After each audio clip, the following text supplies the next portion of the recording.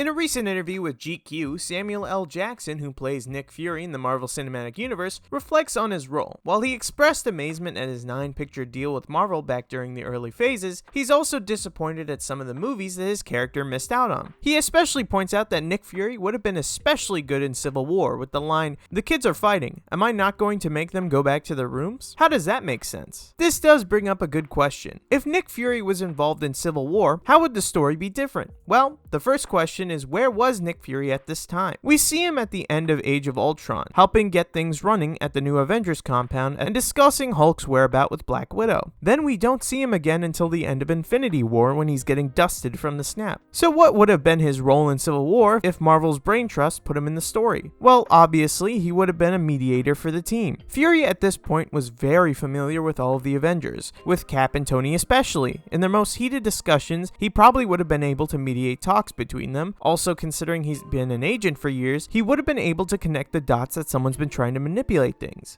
But given the fact that S.H.I.E.L.D. was dismantled, if he went to go clear things with the UN panel or Secretary Ross on the Sokovia Accords, he probably wouldn't have had much leverage. He was also still technically dead in the public eye, and as a super spy who does his best work without having to deal with all the bureaucratic red tape, he mostly would have preferred to stay in the shadows. This was a fight between the Avengers and the world government, and I think that Fury knew that, so he stayed out of the way. The real reason why he wasn't there? Well, Civil War needed to be a movie where the Avengers team gets torn apart. Having someone like Fury there would remedy that situation or taint his character if he's shown to the audience to be doing nothing. So that's why he's nowhere to be found until Infinity War. It's almost like the reason why Hulk and Thor are conveniently gone too, aside from the fact that both of them are also very strength-heavy characters. But what do you think about this little what-if scenario? Let us know in the comments down below.